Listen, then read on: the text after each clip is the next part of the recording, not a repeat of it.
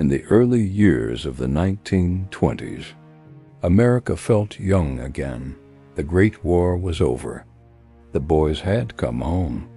Factories that once made artillery shells now turned out automobiles, refrigerators, radios.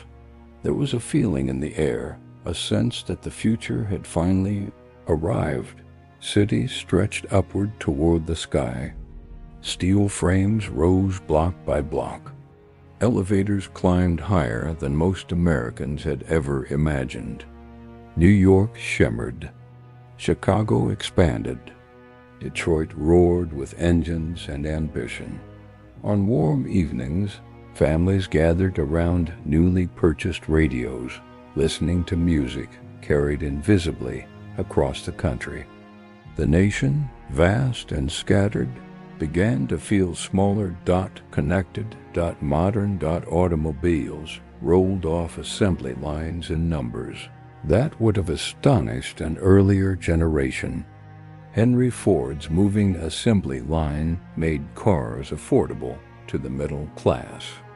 By the middle of the decade, millions of Americans owned one. The open road promised freedom, and freedom.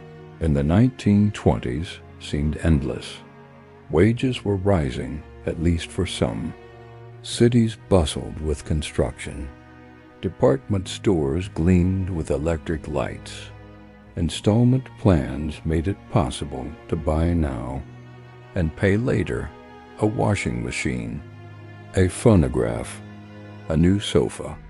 For the first time, many families felt they could participate in something larger, a culture of comfort and convenience. Jazz clubs pulsed in Harlem. Dance halls filled with young couples. Women cut their hair short and claimed new independence. The old rules, it seemed, were loosening. America was not simply growing. It was reinventing itself, but beneath the music, beneath the bright lights and the polished chrome, there were quieter stories, stories not often told in the glow of prosperity. Out on the Great Plains, farmers were struggling. During the war, they had borrowed heavily to increase production. Europe had needed American wheat, American corn, American cotton, but when the war ended, European farms recovered. Prices fell. The loans remained by the early 1920s. Many farmers were already in debt, already facing foreclosure. While cities celebrated abundance, rural America was tightening its belt. And even in the cities, wealth was not shared evenly. Industrial profits climbed. Corporate executives prospered. But wages for many workers did not keep pace with productivity. The richest Americans accumulated extraordinary fortunes. Meanwhile, millions lived paycheck to paycheck. Still, the mood of the nation remained confident. Because on Wall Street, something extraordinary was happening.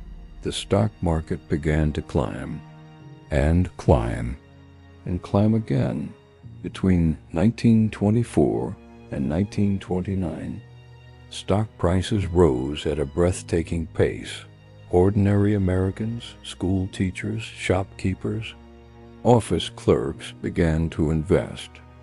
Some had little understanding of how the market worked, but they understood this. Prices kept going up. And if you did not join in, you might be left behind. Buying stocks became a national pastime. Men gathered in barbershops discussing railroad shares. Women followed market reports in the morning paper. Ticker tape machines rattled in brokerage offices across the country. Speculation felt like progress, and it was remarkably easy to participate. Investors could buy stocks on margin. They paid only a fraction of the price. Up front, sometimes as little as 10%, and borrowed the rest. As long as prices continued to rise, profits multiplied quickly. But if prices fell, the debt remained. Few wanted to think about that dot. By the summer of 1929, the market had reached astonishing heights. The Dow Jones Industrial Average had more than tripled in less than a decade. Newspapers spoke of a new era. Economists suggested that severe downturns were a thing of the past. Industry had matured. Technology had stabilized the economy. America, it seemed, had mastered prosperity. Yet even then, there were warning signs. Factories were producing more goods than consumers could afford to buy. Warehouse inventories quietly expanded. Installment debt was mounting. Families who appeared prosperous often owed more than they admitted. Banks invested depositors' money in speculative ventures. Financial safeguards were weak. Regulation was minimal, and the gap between stock prices and the actual value of companies grew wider. But optimism is a powerful force. When neighbors prosper, when headlines celebrate gains, when dinner table conversations revolve around opportunity, doubt feels almost unpatriotic. In September of 1929, the market reached its peak. There was no thunderclap, no dramatic warning, just another day of trading. Another record high. Another confirmation. So it seemed that the American dream was unstoppable. Yet economies, like seasons, do not move in straight lines. Prosperity can create its own vulnerabilities. Confidence can turn into overconfidence. Growth can stretch beyond its foundation, and when foundations weaken, they rarely announce their collapse. In homes across the country, families planned for the future. College educations, new houses, retirement savings tied to the market's steady climb. They believed, as nations often do, that tomorrow would resemble yesterday. That progress, once achieved, could not simply vanish, but history teaches a different lesson. And in October of 1929, that lesson would arrive, not gradually, but suddenly. The illusion of endless prosperity was about to be tested, and America would discover how fragile confidence can be when trust begins to break. October 1929. At first, it did not feel like the end of anything. The market had dipped before. Prices had wobbled. Investors had grown nervous, and then recovered. Confidence, after all, had become a habit. But in late September, something shifted. Selling began quietly. A few large investors started taking profits. Prices slipped. Rumors spread. No one could quite explain it. But the certainty that steady upward march had begun to tremble. On Thursday, October 24th, later called Black Thursday, panic entered the room. The opening bell rang at the New York Stock Exchange. Within minutes, sell orders flooded the floor. Traders shouted. Runners rushed across the exchange carrying handwritten slips of paper. Prices fell faster than the ticker tape could record them. By mid-morning, the market seemed to be in freefall. Crowds gathered outside the exchange building.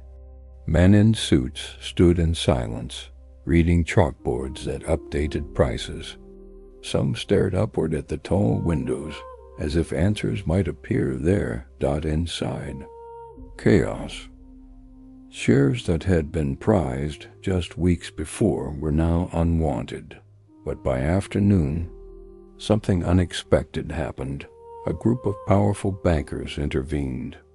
They'd publicly purchased large blocks of stock, blue-chip companies, trusted names. It was a signal, a message that confidence still existed. the market steadied. For a moment, the worst seemed to have passed. Newspapers the next morning reassured readers. The system, they said, was sound, but confidence, once cracked, rarely seals itself so easily. On Monday, October 28th, the selling resumed more violently than before. Prices plunged again. Investors who had bought on margin received urgent calls from their brokers. Margin calls. They were told to deposit more money immediately, or their shares would be sold to cover the loans. Many had no additional money to give, and so the selling accelerated. Then came Tuesday, October 29th, Black Tuesday. From the opening bell, panic ruled. 16 million shares traded that day, an extraordinary volume for the time. The ticker tape fell hours behind. Prices were dropping so quickly, the machine could not keep up. Inside the exchange, men shouted over one another. Some tried to maintain order. Others simply tried to survive the hour. Outside, the crowds grew larger. Rumors spread faster than facts. Fortunes were vanishing in real time. For many Americans, the crash was not a dramatic spectacle. It was a quiet moment at a kitchen table, a husband reading the afternoon edition of the paper, a wife watching his face as he lowered it slowly. Numbers that had once represented opportunity now represented loss. Savings gone, retirement funds erased, college plans uncertain. It is often remembered as a day of tragedy. Stories of men leaping from windows, of instant ruin. But the truth was more complicated. Some investors lost everything. Others lost less. A few, very few, managed to escape early. The crash did not destroy the entire economy in a single afternoon. What it destroyed was confidence. The stock market, after all, rests on belief. Belief that shares have value. Belief that tomorrow's profits will justify today's price. Belief that others will continue to buy. When belief falters, the structure weakens. And in October 1929, belief collapsed. Yet the crash itself was not the Great Depression. It was the spark, not the fire. The deeper vulnerabilities had been building for years. Overproduction, excessive debt, uneven wealth, speculation fueled by borrowed money. The crash exposed those weaknesses. It did not create them. President Herbert Hoover sought to reassure the public. He spoke of resilience. He expressed confidence that recovery would come swiftly. Many Americans wanted to believe him. And in the weeks after the crash, there were moments of stabilization. Markets rose slightly. Optimism flickered. But beneath the surface, damage had been done. Banks had invested heavily in the market. As stock values collapsed, so did their balance sheets. Businesses postponed expansion. Consumers tightened spending. The gears of the economy began to slow, not with a bang, but with a steady, grinding hesitation. By November, stock prices had fallen nearly 40% from their peak. Billions of dollars in paper. Wealth had disappeared. For some families, that meant postponed luxuries. For others, it meant immediate hardship. Loans could not be repaid. Credit shrank. Fear settled in. And fear, once planted, spreads quietly. In small towns across America. Bank managers watched their ledgers with growing concern. Depositors began asking cautious questions. Is my money safe? Trust, that fragile bond between citizen and institution, was beginning to strain. The crash had started on Wall Street, but its consequences would travel far beyond Manhattan. They would reach farms in Iowa, factories in Ohio, coal mines in Pennsylvania, main streets everywhere. By the end of 1929, many still hoped the downturn would be brief. America had endured recessions before. The nation was strong, its industry vast, its spirit confident, but this time something was different. The collapse had not been confined to a single company or sector. It had shaken the foundation of financial trust itself, and when trust erodes, the consequences ripple outward. In the weeks after Black Tuesday, life continued. Children went to school. Trains ran on schedule. Newspapers printed as usual. But under the surface, the country was changing. Investment dried up. Construction slowed. Factories reduced shifts. The crash was no longer just a headline. It was becoming a condition. Looking back, historians would debate the causes for decades. They would analyze credit systems, Federal Reserve policies, global trade imbalances.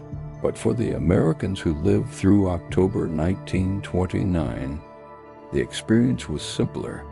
They had believed in endless growth, and in a matter of days, that belief had been broken. The market would continue to fall in the months ahead. By 1932, it would lose nearly 90% of its peak value. But in October 1929, no one yet understood how deep the decline would run.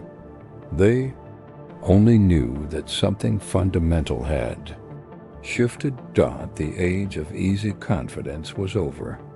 Crash was not the end of the story. It was the beginning. And across the nation, the consequences were just beginning to unfold. When the stock market crashed in October of 1929, many Americans believed the worst was over. Markets had fallen before. Prosperity had stumbled before. The nation would steady itself again. That was the hope. But as 1930 began, the deeper damage started to reveal itself. Not all at once. Slowly. Quietly. And then everywhere. In small towns across America, banks were the anchors of community life. They financed farms. They supported local businesses. They held the savings of families who had worked for decades to build modest security. And unlike today, there was no federal insurance protecting those deposits.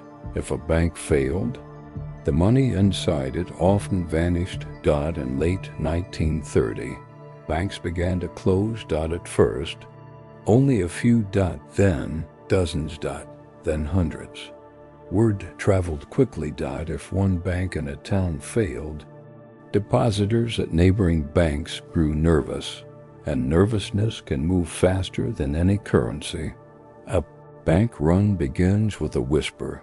Did you hear? Then a line forms outside the door. Men in heavy coats. Women clutching passbooks. Each person thinking the same thing. If I wait, will there be anything left? Inside, bank tellers try to remain calm. They count bills carefully. They reassure familiar faces, but no bank keeps all of its deposits in cash. Money is loaned out, invested, put to work.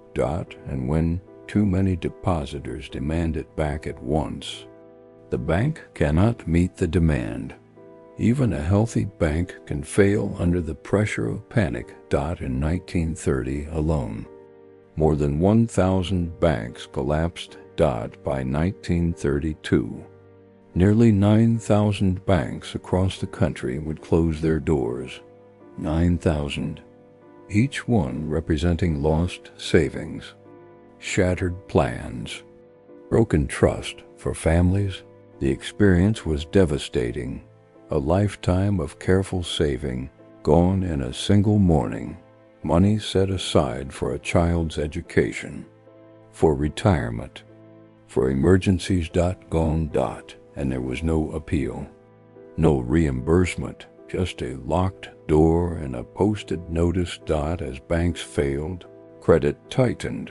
Businesses that relied on loans to operate could no longer borrow.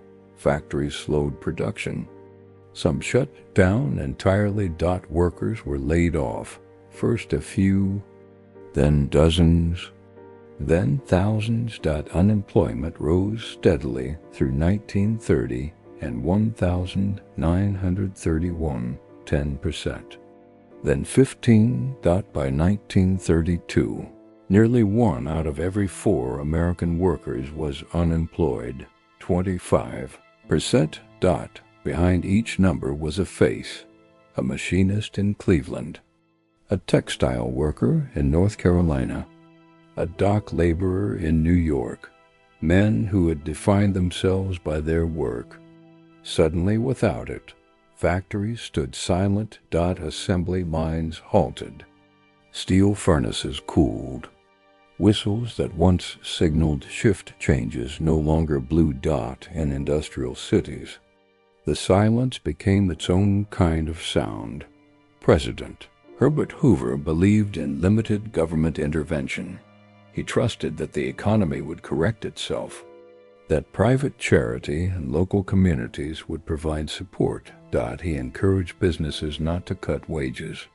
He urged banks to extend credit, but the scale of the crisis was overwhelming. Charities were soon stretched beyond capacity. Local governments ran out of funds. And still, unemployment climbed. Across the country. Makeshift communities began to appear. Shanty towns built from scrap wood, cardboard, discarded metal. They were called Hoovervilles, a bitter reference to the president many blamed for the poorly, suffering. Families who once owned homes now lived in fragile shelters along riverbanks or vacant lots. Cooking fires flickered at dusk. Children played in dirt streets. There was dignity there, but also deep humiliation. For many Americans, asking for help was unthinkable. Standing in line for food was a wound to pride.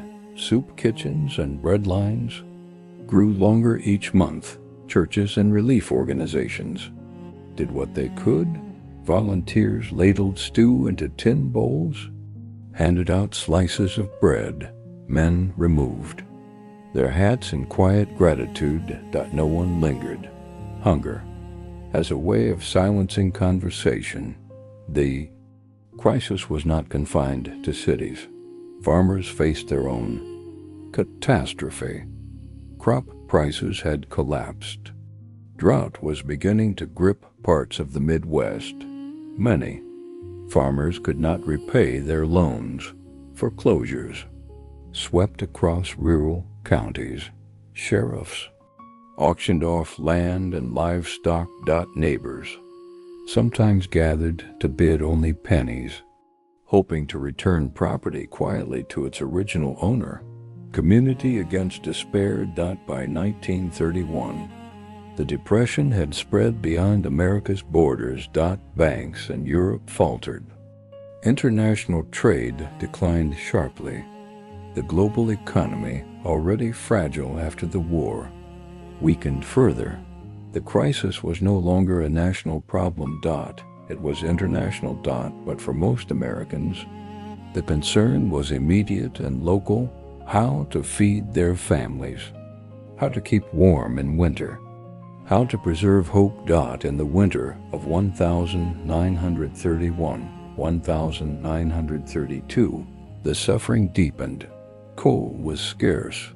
Heating bills went unpaid. Families layered blankets, closed off rooms, shared what little they had. Letters from the period speak not only of hardship, but of shame. Men who could not provide Parents who could not explain Dot, yet alongside despair, there was endurance. Neighbors shared meals.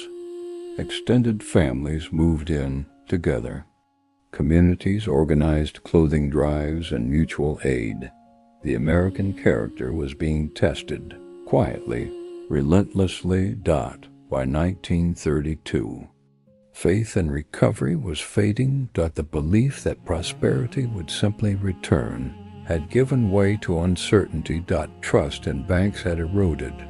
Trust in institutions had weakened. And perhaps most painfully, trust in the future itself had dimmed. The crisis had moved far beyond Wall Street. It had entered kitchens and SCHOOLYARDS. It had changed daily routines, altered ambitions, reshaped expectations. The nation that had felt invincible only a few years earlier now faced a profound question: who would lead it out? In November of 1932, Americans would go to the polls. They would choose a new president. They would listen for a new voice. But as that election approached, the banks were still failing. Factories were still closing. And millions of Americans were still waiting, not for prosperity, but simply for work. The collapse of trust had done what the crash alone could not. It had turned a financial panic into a national emergency, and the winter was not yet over. By the early 1930s, the Great Depression was no longer an economic event. It was a daily reality. It could be seen in the length of a breadline, in the hollow look of a storefront window, in the silence at a dinner table where there simply wasn't enough to go around.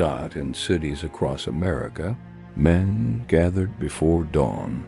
They wore the same coats day after day, hats pulled low, hands deep in empty pockets. They stood in lines that wrapped around city blocks, waiting for soup, waiting for bread, waiting for something to do. There was little conversation. Hunger narrows the world. Red lines became a familiar sight. Church basements, charitable kitchens, makeshift food stations run by volunteers, a bowl of thin stew, a slice of bread, sometimes an apple. It was not much, but it was enough to get through another day. For many men, the loss of work cut deeper than the loss of wages. Work had meant identity, purpose, pride. Now, fathers who once left home each morning with steady routine sat quietly in kitchens, reading want ads that led nowhere. Applications were submitted. Interviews promised. Nothing materialized. Month after month. Women often bore the quiet burden of making less stretch further. They watered down soup, mended clothes again and again, turned worn collars inside out to hide fraying edges. Children grew accustomed to phrases like, "We can't afford that." Birthdays were modest. Holidays subdued. Yet families held together. In crowded apartments. Relatives moved in with one another. Grandparents, aunts, cousins. Privacy was sacrificed for survival. But if the cities were strained, the land itself was suffering. Out on the Great Plains, another disaster was unfolding. Not sudden like the crash, not loud like a bank run, but relentless. The soil of the Midwest had been pushed hard during the war years. Millions of acres plowed for wheat. Native grasses uprooted. Fields exposed. When drought arrived in the early 1930s, the land could not hold. Rain failed to come. Crops withered, and the wind began to rise. Dust storms rolled across Oklahoma, Texas, Kansas, Colorado. They darkened the sky at midday. Fine soil lifted into the air and traveled for miles, sometimes Hundreds of miles had seeped into houses through cracks in doors and windows, covered bedsheets, settled in lungs, blanketed entire towns in a layer of earth. Children woke to darkness at noon. Farmers watched their topsoil, their future, disappear. Into the wind, they called it the Dust Bowl. For families living through it, it felt like the end of something sacred the land had once promised. Abundance. Now it offered only uncertainty. With crops failing and debts mounting. Many farmers faced foreclosure. Tractors replaced tenant farmers. Banks seized land. Some families packed what little they owned into aging automobiles, mattresses tied to the roof, cooking pots in the trunk. They headed west. California. They had heard there was work there. Fruit to pick. Fields to harvest. Opportunity. The journey was long. Highways filled with migrants, families from Oklahoma, Arkansas, Texas. They were often called Okies, no matter where they came from. The word carried a sting. Upon arrival in California, the promise often fell short. Work was scarce. Wages were low. Housing was makeshift. Families lived in camps, tents, shacks, temporary shelters near fields. Water was limited. Sanitation poor. Yet they endured. Parents shielded children from despair as best they could. Children played in dusty fields, inventing games with whatever they could find. Photographers captured these moments, faces lined with worry, mothers holding infants, eyes that carried both fatigue and determination. Those images would become some of the most enduring symbols of the Depression, but they were not symbols to the people living them. They were simply life, and even in hardship, community emerged. Neighbors shared what they had. Churches organized clothing drives. Local groups created informal support networks. If someone had a bit of extra flour, it was passed along. If someone found a few days of work, others followed. Hardship revealed both the fragility and the strength of ordinary people. Children who grew up during these years would remember small details: the sound of beans simmering on the stove, the careful folding of wrapping paper to reuse later, the habit of saving string, rubber bands, scraps of fabric. Nothing was wasted. Frugality became not just necessity, but virtue. For some, education was interrupted. Teenagers left school to search for work. Young men rode freight trains across the country, hoping to find employment in another town. They carried little more than a bedroll and determination. The road was uncertain, but staying still felt worse. By 1933, the human cost of the Depression was unmistakable. Millions unemployed, hundreds of thousands displaced from farms. Children undernourished, homes lost, dreams postponed. And yet, the nation did not collapse. It bent, it strained, but it did not break. The Great Depression was not just a failure of markets. It was a test of endurance. Whether families could remain intact under pressure, of whether communities could support their own, of whether hope could survive scarcity. In kitchens lit by a single bulb, in fields stripped bare by wind, in breadlines that seemed endless, Americans learned what it meant to do without, and in doing without, they discovered something enduring, a quiet resilience. A determination not to surrender to despair. The suffering was profound, but so too was the capacity to endure it.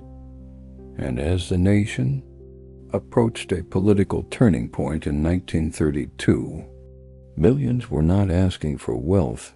They were asking for work, for stability, for a reason to believe that tomorrow might be steadier than today. The human cost had reshaped the country. Now, the country was ready to listen for change. March 1933. The country had been holding its breath for years. Banks were failing in waves.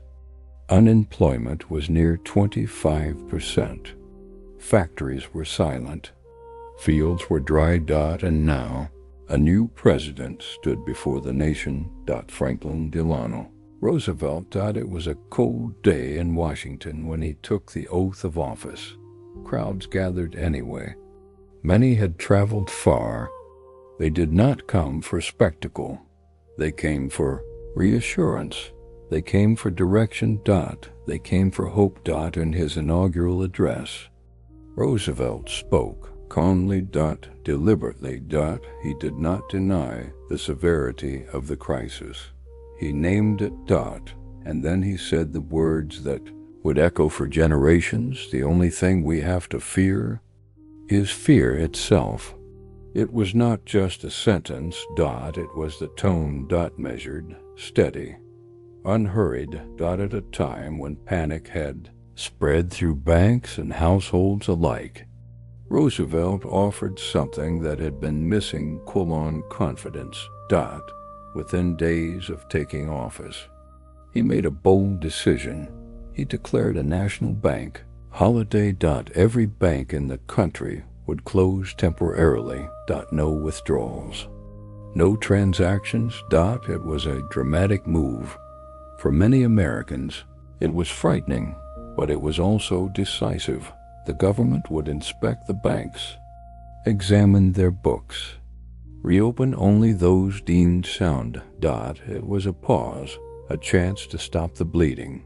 And then, on the evening of March 12, 1933, Roosevelt did something new. He spoke directly to the American people over the radio.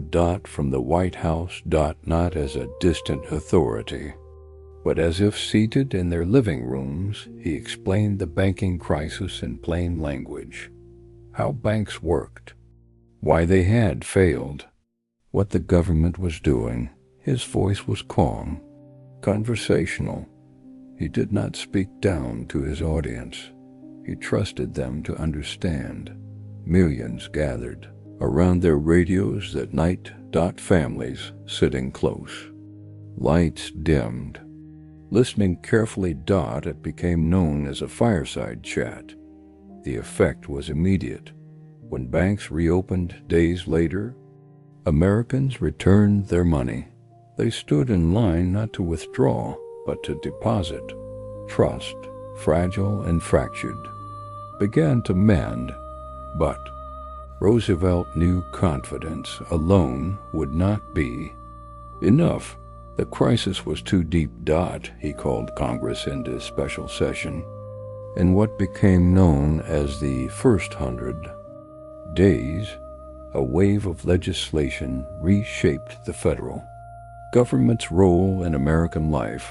The pace was astonishing. Bill after bill, introduced, debated, passed. Emergency relief for the unemployed, programs to stabilize agriculture, reforms to regulate banks and financial markets. The goal was clear: relief, recovery, reform. One of the first programs created was the Civilian Conservation Corps, the CCC. Young men, many unemployed and restless, were put to work in forests and parks. They planted trees, built trails, fought soil erosion. They earned modest wages. But more than that, they regained purpose. Letters home spoke of structure, of meals served regularly, of pride restored. Another agency, the Public Works Administration, funded large infrastructure projects, bridges, dams, schools, hospitals. These were not quick fixes. They were investments in the nation's future, and they provided jobs, tangible, visible work.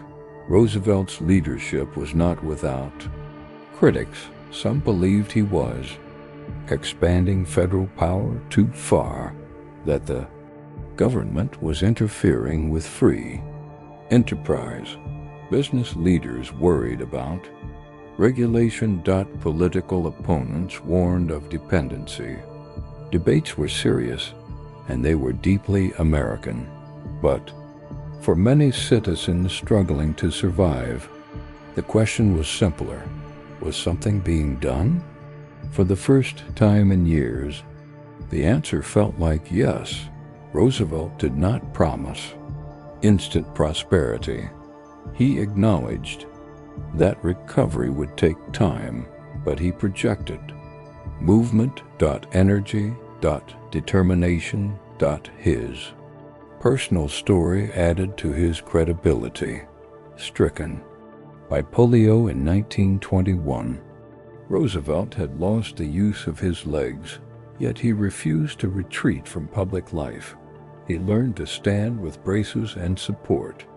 To Project Strength. Americans saw in him a reflection of their own struggle, a body tested but unbroken. In 1933, Congress also created the Federal Deposit Insurance Corporation, the FDIC.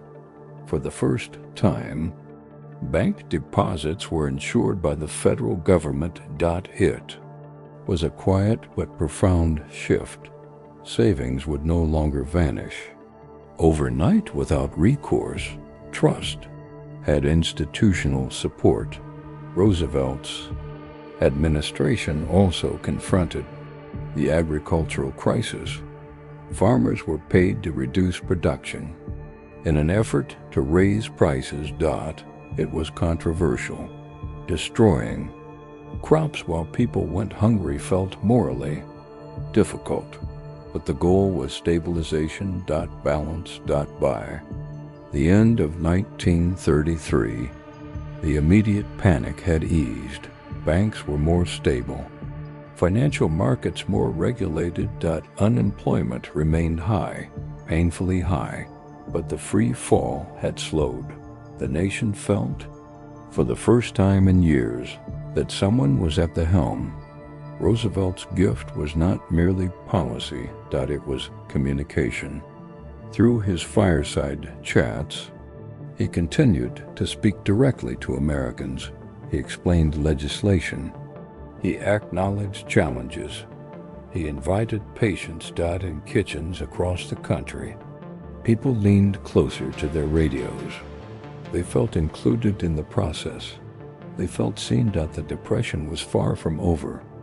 Hardship would persist for years, but March of 1933 marked a turning point. Not because prosperity returned overnight, but because paralysis ended. Fear began to loosen its grip. The federal government stepped forward in a way it never had before, and Americans began cautiously to believe again. The road ahead would be long. Policies would be tested. Programs would succeed and fail. Debates would continue. But in those early months of 1933, something essential was restored.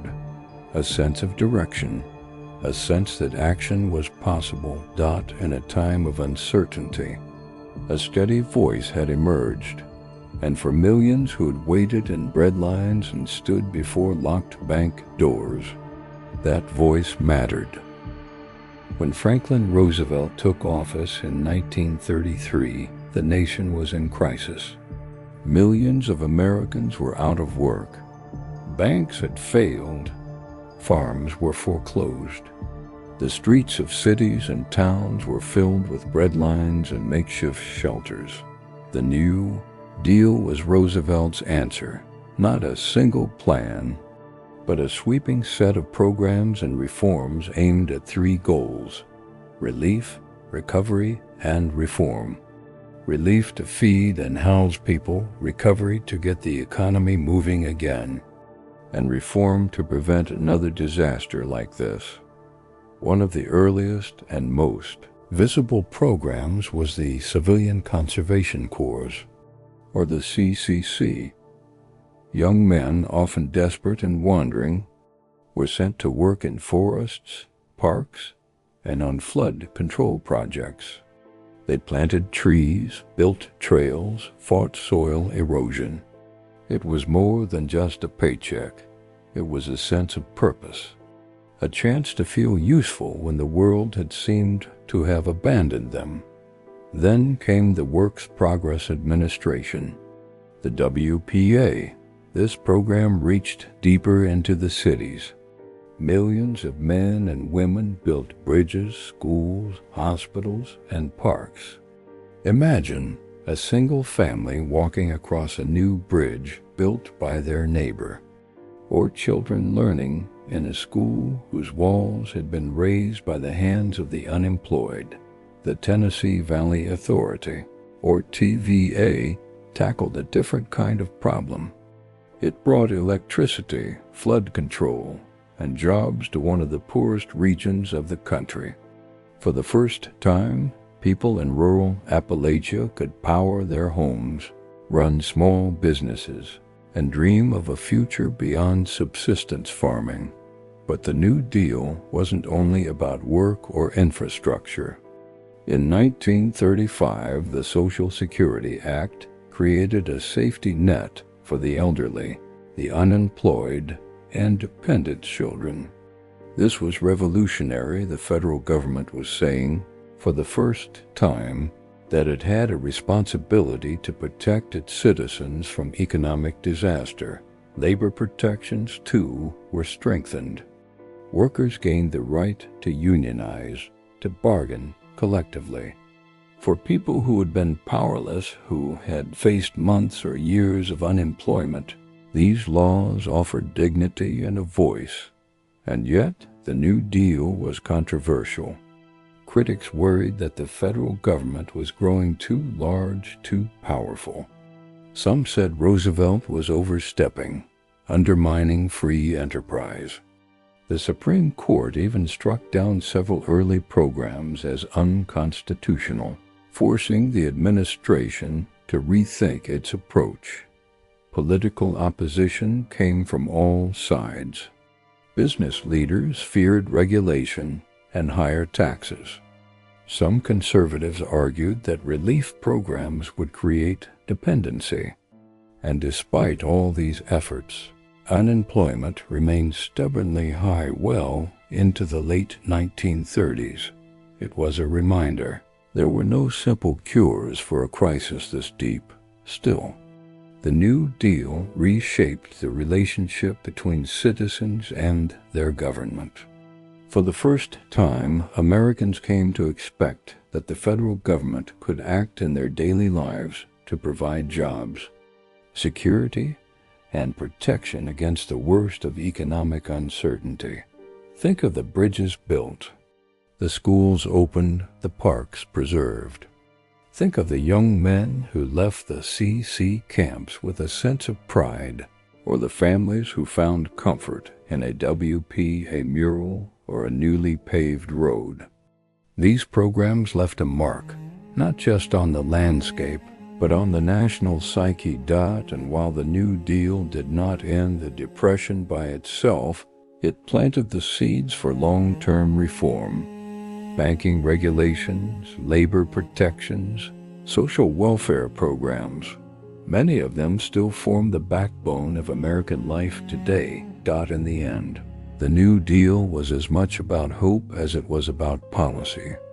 It recognized that work, community, and dignity mattered as much as wages and profits. It was a bold experiment, sometimes messy, sometimes incomplete, but it changed the way Americans saw their government, and the way government saw its people. Relief, recovery, reform, 3 words that defined an era. They remind us that even in the darkest times, collective action can rebuild not only cities and farms, but confidence, purpose, and trust. And though the scars of the Great Depression would linger, the New Deal left a legacy a nation more willing to believe that together it could endure. The Great Depression wasn't just an economic disaster. It was a test of daily life, of how people lived, how families held together, how communities survived. Even in the darkest months, Americans found ways to endure. They found comfort in music and stories and in each other. Radio became a lifeline. Families gathered around it in the evenings, listening to news, comedy shows, and serial dramas that whisked them away from the worries of empty pantries and unpaid bills. Swing music poured from speakers, and suddenly, living rooms and kitchens became dance halls.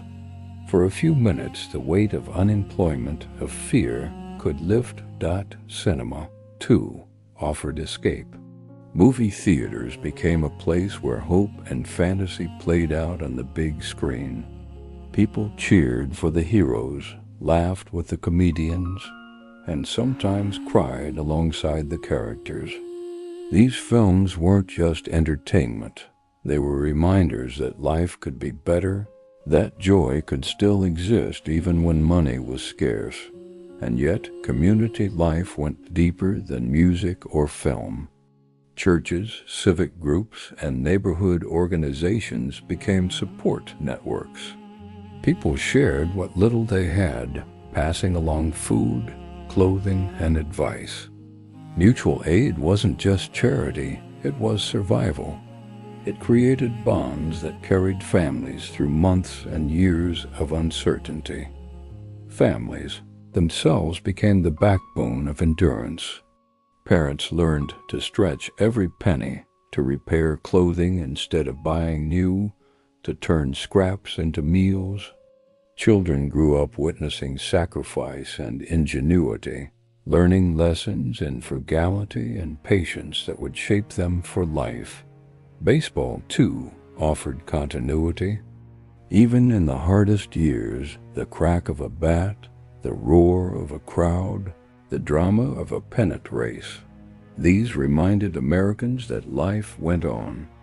Heroes of the diamond became symbols of determination, showing that skill and effort could still be recognized, even when the world seemed unfair. For many, the Depression instilled habits that lasted a lifetime. Saving became a moral value. Repairing, recycling, conserving. These were not just ways to survive, but ways to maintain dignity. People learned that careful planning, attention, and hard work were shields against uncertainty, and there was quiet strength in ordinary work. Sewing, baking, gardening, carpentry. Every small task carried meaning. Work wasn't just about earning wages. It was about maintaining purpose, pride, and identity. Yet, life was not all resilience and hope. The Depression brought deep anxiety. Families worried about the next meal, the next rent payment, the next storm. Still, Americans found ways to endure, often without fanfare, often without recognition, but with steadfast determination. Communities developed their own rhythms of support. Neighbors looked after neighbors. Children shared shoes or books. Adults traded labor, one fixed a roof, another repaired a fence. These small acts of solidarity created a network that helped people survive the relentless pressures of the times. And through it all, culture reflected and shaped the era. Songs like swing, blues, and folk told the stories of struggle, hope, and resilience. Literature captured the lives of the forgotten, the wanderers, the dispossessed. Artists painted the landscapes of hardship and perseverance. These creative expressions were more than art. They were mirrors and guides, showing that hardship could coexist with human dignity. The generation shaped by the Depression carried these lessons forward. Frugality, repair, and careful planning became lifelong habits. Respect for work, any work, became a moral value. And above all, Americans learned the power of quiet endurance, of solidarity, of hope that doesn't always shout but persists. Even as the country slowly began to recover economically, the emotional and cultural marks of the Depression lingered. People had learned to rely on each other, to find joy in small things, to endure uncertainty with patience. These lessons became part of the American identity, shaping values, behaviors, and communities for decades to come. So while the Depression was harsh, it also revealed the strength of ordinary people. Their courage was quiet, but it was real. Their creativity, resourcefulness, and care for one another, these were the threads that held society together when the economy could not dot. It was a generation marked by scarcity, but also by resilience. A generation that learned to dance to the rhythm of hardship, to sing in the face of sorrow, and to build community from necessity. And that quiet strength, the strength of families, neighbors, and culture, carried them into the years ahead.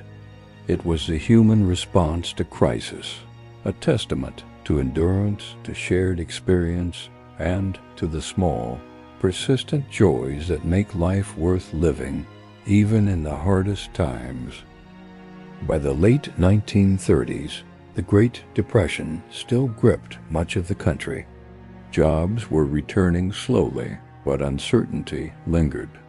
Then the world shifted.